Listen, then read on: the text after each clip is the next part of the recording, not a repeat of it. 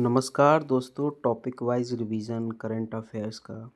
यहाँ पर हम बात करने वाले हैं आज सबसे महत्वपूर्ण घोषणाओं के बारे में। और ये 11 जनवरी का करंट अफेयर्स है 2024 है ना, सॉरी 2025। ये दूसरा पार्ट है महत्वपूर्ण घोषणा का। इससे पहले मैं डाल चुका हूँ एक और पार्ट। तो हम बात करते हैं।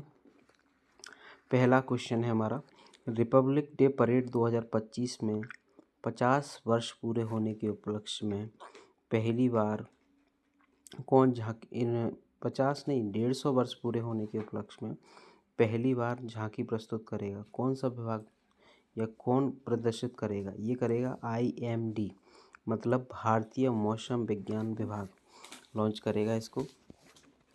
और हम बात करें इसकी कि यह मिनिस्ट्री ऑफ अर्थ साइंस के अंतर्गत आता है। और यहाँ इसके जो DG हैं वो हैं मृत्युंजय महापात्रा।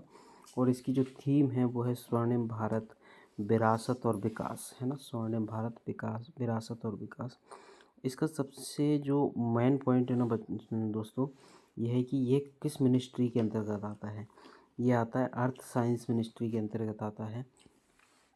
और इसी के उपलक्ष्य में इसी ने मतलब भारतीय मौसम विज्ञान संस्थान ने 150 रुपये का सिक्का भी जारी करा है जी। अगला हमारा प्रश्न रहेगा 13 जनवरी का करंट अफेयर्स का प्रश्न है ये कि कोपरनिकस क्लाइमेट चेंज सर्विस के अनुसार 2024 में पृथ्वी पर कितना बड़ा हुआ तापमान दर्ज किया गया है। मतलब हमारी पृथ्वी का तापमान बढ़ता चला जा रहा है और किसी को कोई खास फर्क पड़ नहीं रहा है इससे। 1.5 डिग्री सेल्सियस बढ़ने का अनुमान लगाया है उसने, कोपरनिकस क्लाइमेट चेंज सर्विस ने, है ना। और ये है इसके अनुसार औद्योगिक स्तर की तुलना में 1.5 से अधिक नहीं होना चाहिए इसके हिसाब से। यह मतलब जो टारगेट है ये 1.5 डिग्री से ज़्यादा नहीं जाना चाहिए, लेकिन ये 1.5 डिग्री से ऊपर निकल गया है ना। इसका कारण बताया है उन्होंने।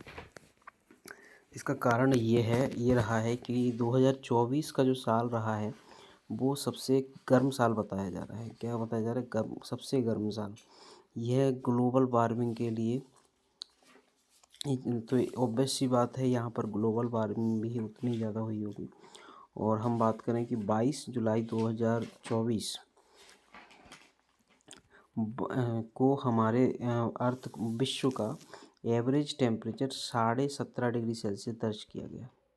कितना, आप विश्वास नहीं करोगे, 17.16 डिग्री दर्ज किया गया। और जी बहुत ज़्यादा खतरनाक सिचुएशंस होने वाले हैं, अलर्ट है फ्यूचर के लिए। अगला हमारा प्रश्न है कि ब्लू फ्लैग प्राप्तकर्ता कप्पड़ और चल कहाँ के हैं? ब्लू फ्लैग प्राप्तकर्ता कप्पड़ और चल हैं अपने केरल के हैं। और यहाँ पर फाउंडेशन ऑफ और ये ब्लू फ्लैग जो तट है या मतलब ये जारी जो कौन करता है, ये करता है foundation of environment education network. ये कहाँ का है स्थित है? ये डेनमार्क का है ना।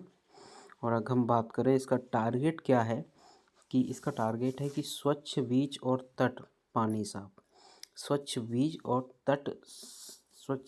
और तट पानी साफ, है ना। और फोर किसके लिए? टूरिज्म के लिए, है ना। अगला प्रश्न है हमारा, first blue flag beach of India कौन सा बना था? जिसको ब्लू फ्लैग मिला था, पहला भारत का बीच कौन सा था? वो था पुरी, उड़ीसा में। और अगर हम बात करें अभी तक भारत में ये ब्लू फ्लैग टैग कितने बीचों को मिल चुका है? ये मिल चुका है दोस्तों 13 बीचों को, है ना। ठीक है, नेक्स्ट क्वेश्चन हम बात करते हैं 14 जनवरी का करंट अफेयर से कि न्यू और रिन्यूएबल एनर्जी मिनिस्ट्री के अंतर्गत 2024 में अक्षय ऊर्जा क्षमता में कितनी वृद्धि का रिकॉर्ड बनाया है? न्यू और रिन्यूएबल एनर्जी मिनिस्ट्री के अंतर्गत 2024 में अक्षय ऊर्जा क्षमता में ये जो रिकॉर्ड बनाया है वो 30 गीगावाट का बनाया है ना। 30 गीगावाट का बनाया है, ये रिकॉर्ड है अपने आप में। क्योंकि जो ये मतलब पिछली बार जो 2023 में जो उत्पादन हुआ था वो अप्रॉक्सीमेटली 13.75 गीगावाट के आसपास था, जो बढ़कर सीधा 113% की ग्रोथ मार के यहाँ तक पहुँचा है, मतलब 30 गीगावाट पहुँचा है। अब हम बात करें यह एनर्जी और सौर ऊर्जा और पवन ऊर्जा, यह एनर्जी सौर ऊर्जा और पवन ऊर्जा दोनों से मिलती है।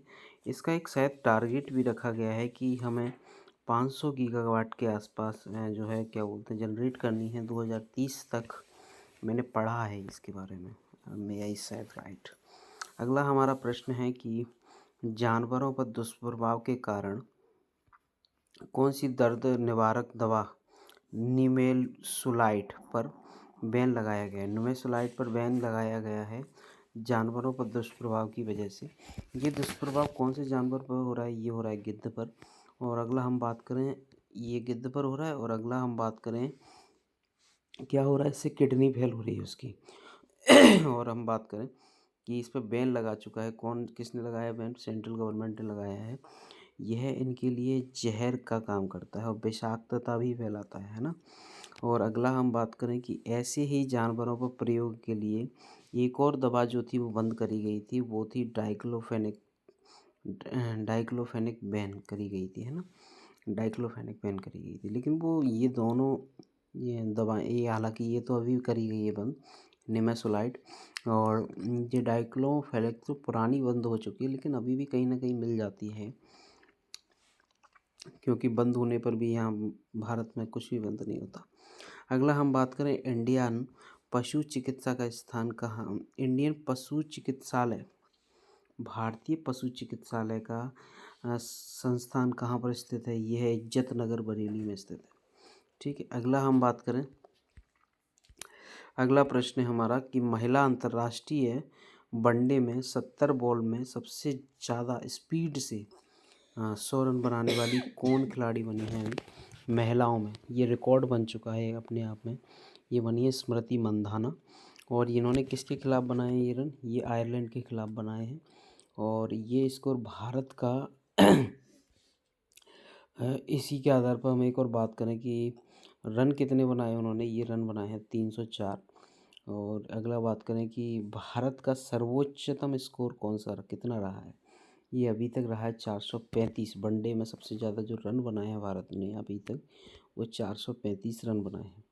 अगला प्रश्न है हमारा कि ICAR या NVAGR हरियाणा से स्वदेशी नस्ल की मान्यता प्राप्त वाले गड्डी कुत्ते का संबंध है।